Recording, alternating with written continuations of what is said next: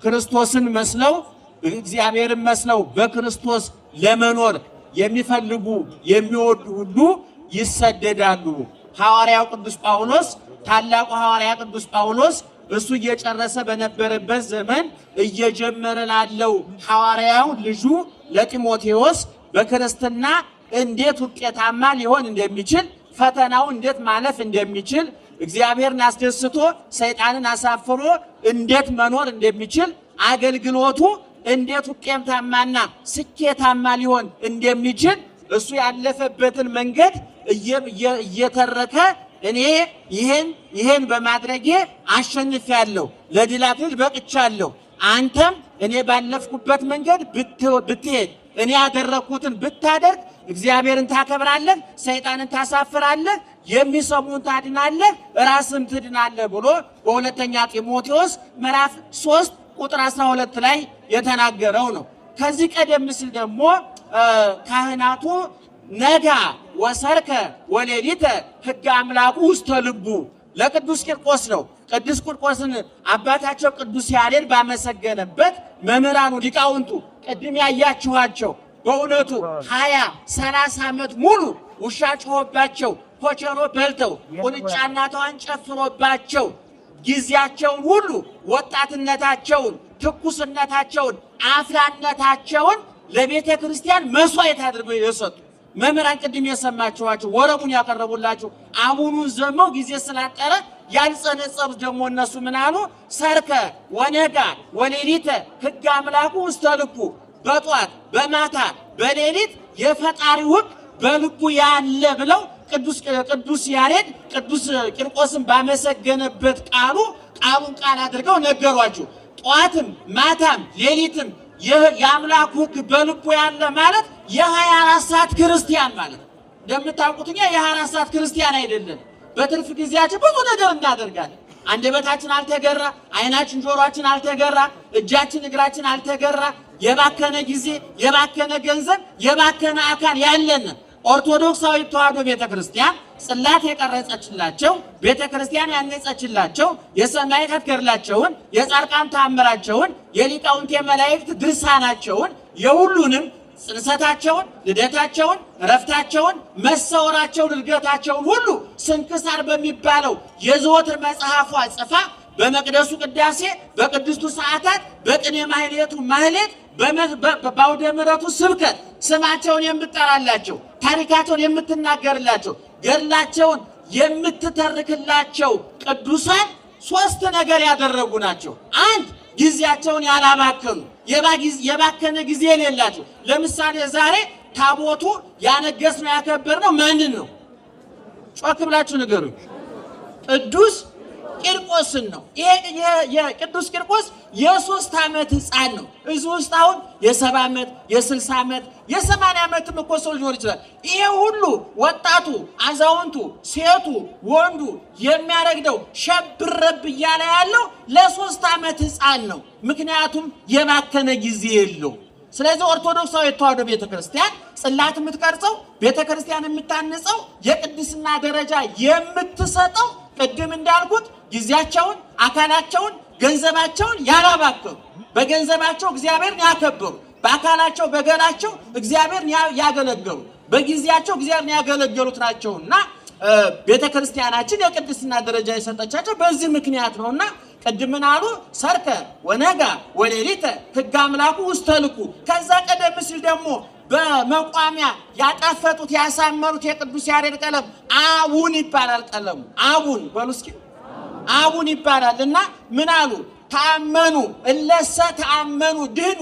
ታመኑ አመኑ፣ ያመኑት ሁሉ ዳኑ። ክርስቶስሃ ታመኑ በክርስቶስ እመኑ በከመ ታመኑ ቂርቆስ ወኢየሉጣ። ኢየሉጣ ቂርቆስ በክርስቶስ አምነው እንደዳኑ እናንተም ክርስቶስን እመኑ።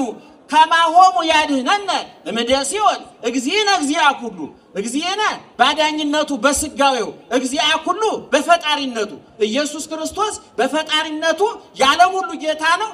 ባዳኝነቱ የእኛ ብቸኛ ጌታ የሁሉም አይደለም። ስንዴውን፣ አዝሬቱን፣ አትክልቱን፣ እጽዋቱን፣ ፀሐዩን፣ ጨረቃውን፣ ከዋክብቱን፣ የምንተነፍሰውን አየር፣ የምናየውን ብርሃን፣ የምንጠጣውን ውሃ በመፍጠሩ የዓለም ሁሉ ጌታ ነው።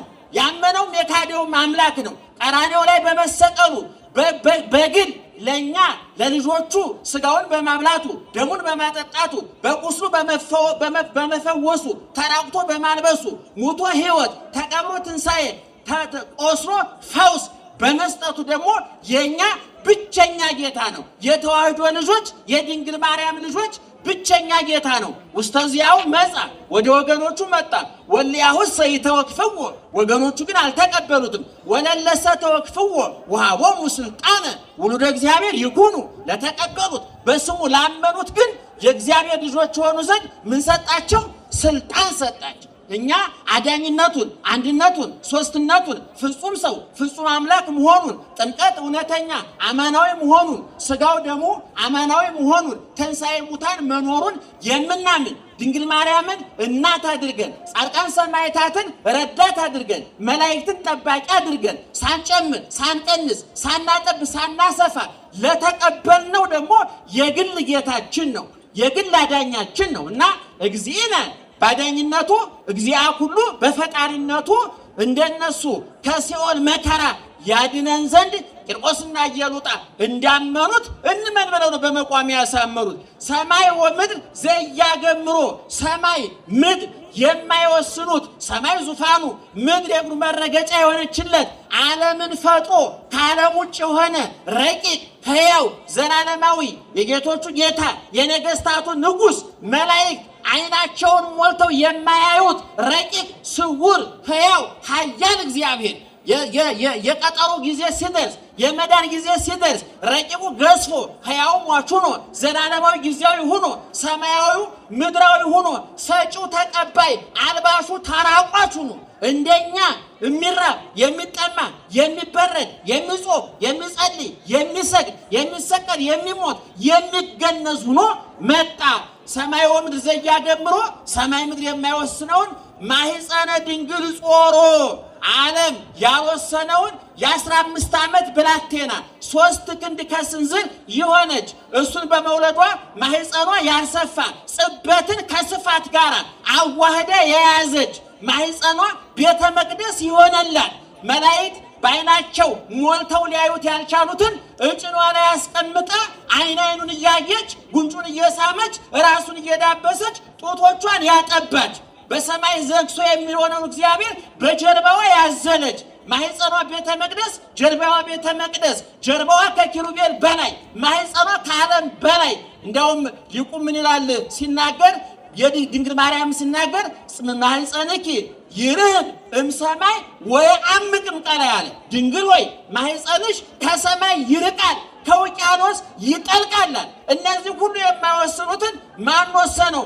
አንቺ ወሰንሽው አለ እና ዘመኑ ዘመነ ጥር ስለሆነ ቅዱስ ያሬድ አባታችን ከብሉይ ቀስሞ ከአዲሱ ለቅሞ ከገድላቱ ከሱ በፊት ከነበሩ ሊቃውንት ሰብስቦ ንባቡን ከምስጢር ምስጢሩን ከኃይለ ቃል አስታርቆ ዜማው ለጆሮ እንዲስማማ ምስጢሩ አይምሮ እንዳጠግብ አድርጎ ያዘጋጀው ታላቁ ሊቃችን ቅዱሳችን የኢትዮጵያ ዘውድ የአፍሪካ ኩራት ቅዱስ ያሬድ ቅድም እንዳነገርኳችሁ ባቡኑ እንዲህ አለ።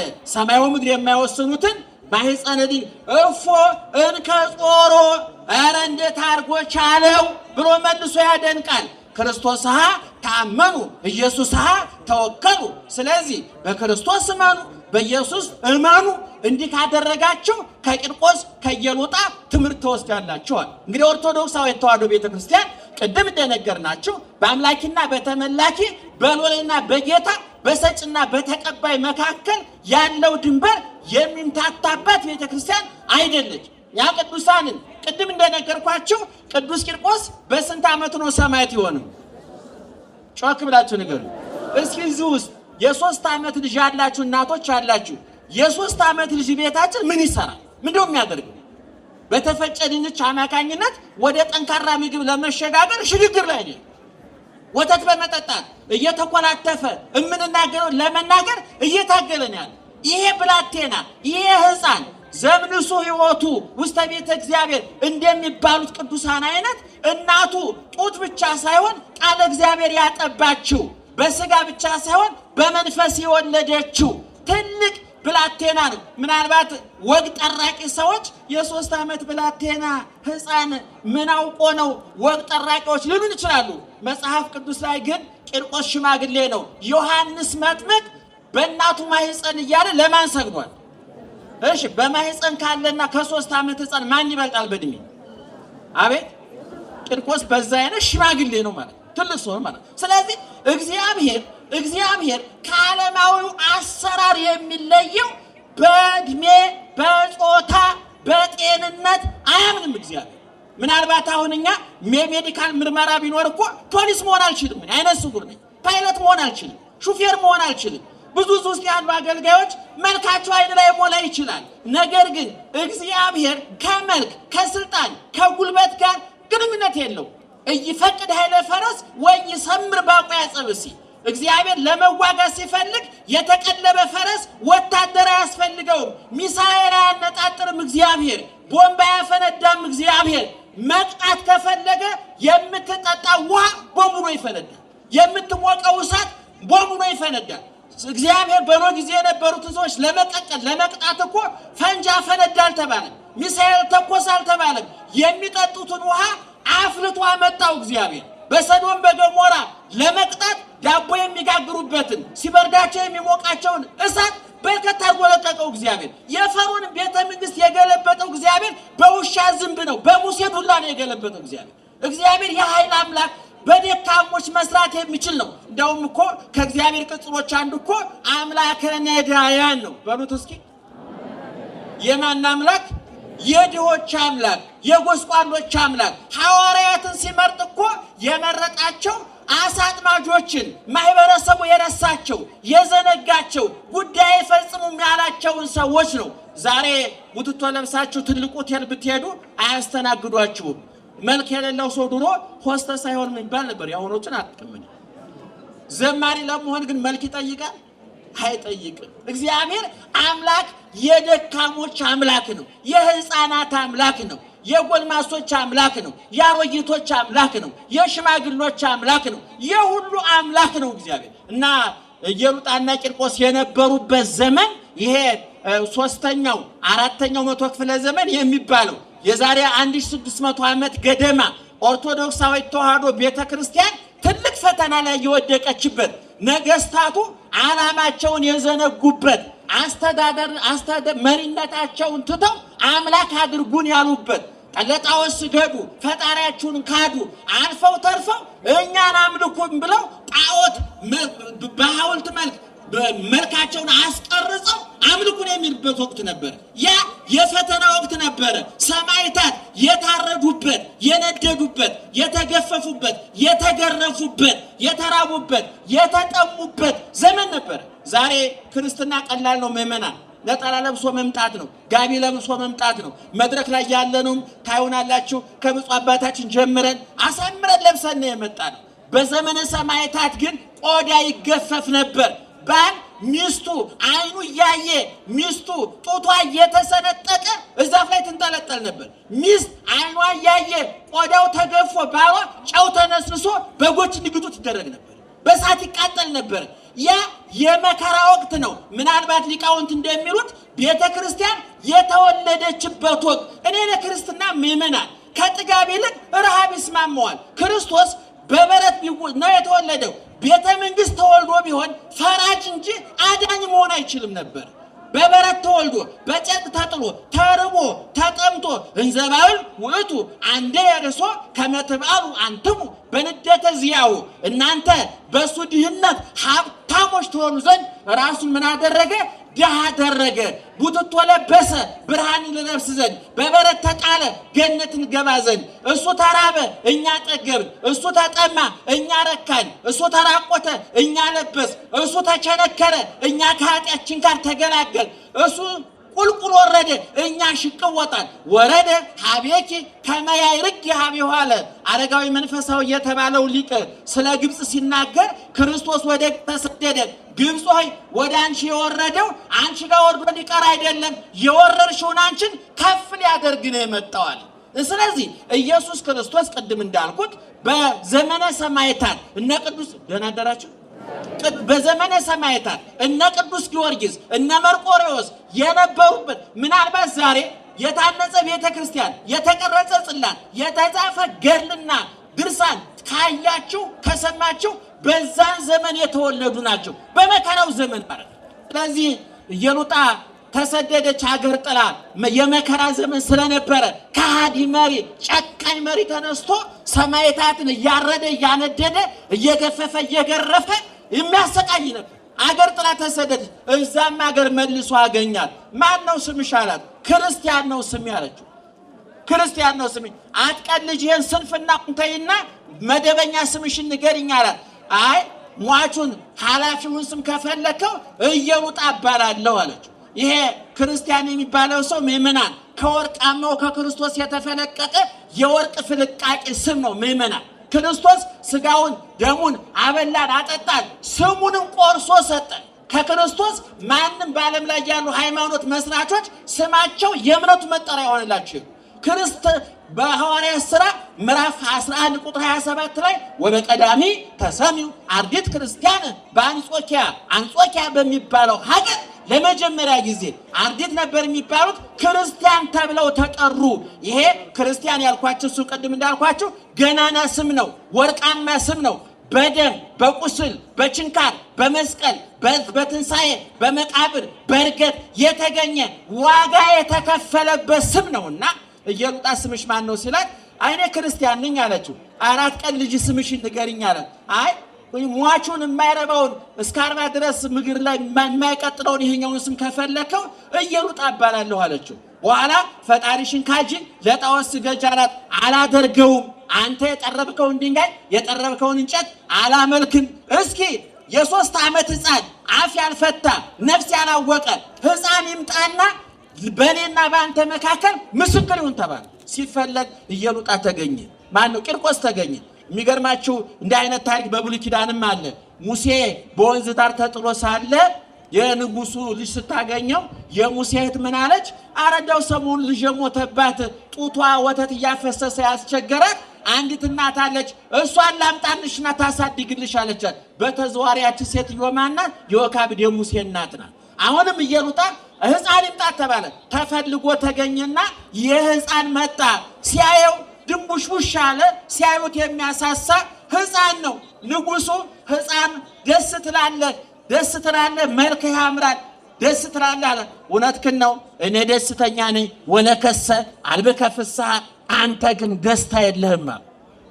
ልብ አድርጉ። ማን ነው እንዲህ ያለው? ንጉሱን ነው። ልብ አድርጉ። መርጦ የሚበላ መርጦ የሚጠጣ በመረጠው ቦታ የሚኖር ስልጣንና ሀብት አብሮ የተሰጠው ሶቅራጥስ የተባለ ፈላስፋ እንዲህ አለ አንድ ጊዜ በዓለም ላይ እንደ ግርሳት የሚያንገበግበው ዕውቀት አግኝቶ ስልጣን ማጣት ነው። ምክንያቱም አንድ የተማረ ፕሮፌሰር ዱላ የያዘ ገበሬ እንደ ከብት ሊነዳው ይችላል። ምክንያቱም ሁለቱ አንድ ላይ አይገኙ። ዕውቀትና ስልጣን ብዙ ጊዜ ባይድ ናቸው። አንዱ አንዱን አሳዳጅ። ዕውቀት ያላቸው ስልጣን የላቸው፣ ስልጣን ያላቸው ሰዎች ደግሞ ዕውቀት የላቸው። እና ይሄ ንጉሱን ምን አለው? ወለከሰ አልብከ ፍስሐ፣ እውነትህን ነው፣ እኔ ደስተኛ ነኝ፣ የክርስቶስ ልጅ ነኝ፣ በመስቀሉ ድኛለሁ፣ በቁስሉ ተዋጅቻለሁ፣ ደሙ ፈሶልኛል፣ ስጋው ተቆርሶልኛል፣ የክርስቶስ ልጅ ነኝ፣ እውነት ነው፣ እኔ ደስተኛ ነኝ። ወለከሰ አልብከ ፍስሐ። መላከ ሰላም ሳሙኤል ተረፈ የሚባሉ የዛሬ 50 ዓመት ገደማ የነበሩ ኢትዮጵያዊ ሊቅ ነበሩ። በጣም ትልቅ ሊቅ፣ በእውነት እንደው ባለማወቅ ማዝናው ትልቅ ሊቅ ናቸውና አንዳንድ ጽሁፎቻቸውን አይቻለሁ። አንድ ስለ ደስታ ሲጽፉ ምን አሉ? ሰዎች ሲበሳጩ መጠጥ ቤት ይሄዳሉ አሉ። ለምንድነው መጠጥ ቤት የሚሄዱት? ደስታ ፍለጋ ነው። ደስታ ዱርያ አይደለም፣ መጠጥ ቤት አትፈልገው ብለው ጽፈዋል። እሳቸው ጠጪዎች ታውቃላችሁ። አንድ ኬስ ይባላል የንስሐ ልጃቸው እየሰከረ አስቸገራቸው ይባላልና እባክህ አትጠጣ አትስከር ብለው መክረው በግድ ከመጠጥ አላቀቁት አሉ። በኋላ በስንተኛው ቀን ጠጥቶ አንደበቱ ከርቶት እጁ እግሩ ከርቶት እየተወላገደ እየተነፋደደ ያገኙታል። ምን ነካህ አሉት። አይ አለቃዬ ጋር ተጣልቼ ተበሳጭቼ ነው የጠጣሁት አላቸው። በኋላ በቃ ብጠጣውም እንግዲህ እግዚአብሔር ይፍታ ብለው በ15ኛው ቀን ደግሞ እንደው ተበላሽቶ አገኙት። ምኑ ነው አሉት። ካለቃዬ ጋር ታረቄ የደስታ ነው። እንግዲህ ሰውዬ ሲጣላም ጠጣ ሲታረቅም ጠጣ፣ ሁለቱንም ጊዜ አበደ ማለት እና መጠጥ የደስታ ምንጭ ሊሆን አይችልም። ገንዘብ የደስታ ምንጭ ሊሆን አይችልም። ገንዘብ ያስቀመጣችሁ ሰዎች የበለጠ ጭንቀት ነው የሚለቅባችሁ። እኛ የዛሬ 30 ዓመት እኮ አንድ ልብስ ገዝተን አላም ነው ብለን እኮ ሌሊት ተነስተን ሞክረን እናውቃለን። ታውቃላችሁ ዛሬ ሳጥናችን ስንት ሙሉ ልብስ አስቀምጠን ትዝ ብሎ ነው። ምክንያቱም ደስታ ያልቃል። ምእመናን ደስታ አራቂ ዕቃ ነው። ክርስቶስ ላይ የተመሰረተ መልካችን ያምራል ብለው የተደሰቱ ሰዎች እኮ መልካቸው ተሸብሽቦ ወገባቸው ጎብጦ ጸጉራቸው ተመልጦ መልካቸው እንኳን ሌላው ቤተሰብ ይረሳቸዋል። የዛሬ 20-30 ዓመት ወይዘሮ ገሊት ተብለው በቁንጅና ዓለምን ያስረገዱ ሰዎች ዛሬ የት እንዳሉ አላውቅም። እንኳን እኛ ቤተሰብ ረስቷቸዋል። ውበት ያልፋል፣ ሀብት ያልፋል፣ ስልጣን ያልፋል፣ ሁሉም ነገር ያልፋል። የማያልፈው ዘላለማዊ መንግስት የእግዚአብሔር ነው። ዘላለማዊ ደስታ የክርስቶስ ነው። ከዛ በኋላ ንጉሱ እናትና ልጁን ቅድም እንደነገርኳቸው ታሪኩ ብዙ ነው፣ ሰፊ ነው። በብዙ መከራ በእውነቱ ብረት ምስማሩን እያጋለ ሰውነታቸውን በመምታት አይናቸውን፣ ጆሮአቸውን፣ አፍንጫቸውን መላ ሰውነታቸውን በማሰቃየት ብዙ አሰቃየ። እነሱ መከራውን አንድ የጥንት ባለቅኔ ሲቀኙ እንዳሉ በቅዱስ ጊዮርጊስ ቀን በመምህራኑ ያውቁታል። እና ባለቅኔው ሲቀኝ ጊዮርጊስ ሰማዕተ ልዳ ብሎ ጀመረ። እንግዲህ ባለቅኔዎቹ ያውቁታል።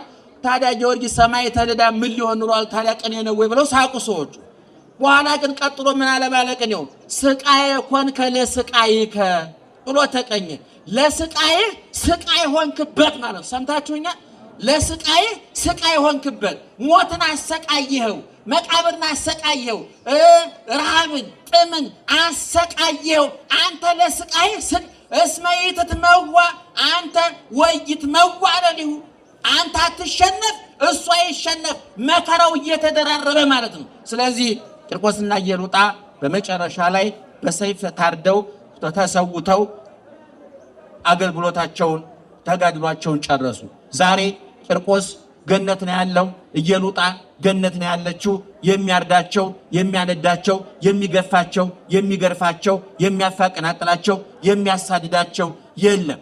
እነሱን ያሰቃየው ንጉሥ እንኳ ገነት ሊገባ የት እንደተቀበረ እንኳን እኛ ቤተሰቦቹ ያውቁ። የትም ወርቆ ቀረ። ከነ ስልጣኑ፣ ከነ ወርቁ፣ ከነ ብሩ፣ ከነ ሹመቱ የት እንደወደቀ አይታወቅም። እነዚህ ጀግኖች ግን ረሃቡን የተቋቋሙ፣ ስቃዩን የተቋቋሙ፣ ችግሩን የተቋቋሙ ሰዎች ግን ዛሬ በገነት ናቸው። ምእመናን እንደ አጨብጭቡ፣ አይዟቸው። በሁለት ደቂቃ ላጠቃለሁ። ቅዱስ ያሬድ ኦርቶዶክሳውያን የተዋሕዶ ሊቃውንት እንዲህ አይነት በዓላት ሲዘጋጁ ሲከበሩ 3 ነገር ላይ ያተኩራሉ። አንደኛ የቂርቆስ በዓል ነው ዛሬ። ሁለተኛ ይሄ ወቅት ዘመነ አስተርእዮ ይባላል። የመገለጥ ወቅት ነው። የመታየት ወቅት ነው። እግዚአብሔር ከሰማይ የወረደበት ከድንግል የተወለደበት ስቃዩ ያበቃበት ዘመን ለሁለት የተከፈለበት ከክርስቶስ በፊትና ከክርስቶስ በኋላ ተብሎ የሰዎች አስተሳሰብ፣ አኗኗር፣ ተስፋ የተለወጠበት ፈላስፎች ከሞት በኋላ ምን ሊቀጥል ይችላል እያሉ ዓለምን ሲያምታቱ ለነበረው ጥያቄ የማያዳግም መልስ ከሞት በኋላ ሕይወት፣ ከመቃብር በኋላ ትንሣኤ፣ ከዚህ ቆሻሻ ዝክንትላም ዓለም በኋላ አዲስ ዓለም ሐዳሳተ ሰማያተ ወሐዳሳተ ምድረ ንስቸፎ ዘውስቴቶን የሐድር ጽቅ እንደተባለው አዲስ ሰማይ አዲስ ምድር ተስፋ እናደርጋለን። አዲስ ዘመን ይመጣል። መከራው ያልፋል፣ ችግሩ ያልፋል፣ ስቃዩ ያልፋል። ሁሉም ነገር ክረምት በጋ የሌለው ክረምት፣ ቀን የሌለው ሌሊት፣ መፍትሄ የሌለው ችግር፣ መድኃኒት የሌለው በሽታ የለም። ማንን ከያዙ? ጮክ ብላችሁ ንገሩ። ማንን ከያዙ? ለክረምቱ ምን አለው? በጋ። ለቀኑ ምን አለው? ለሌሊቱ ምን አለው? ሌሊት። ለችግራችን ምን አለው? መፍትሄ።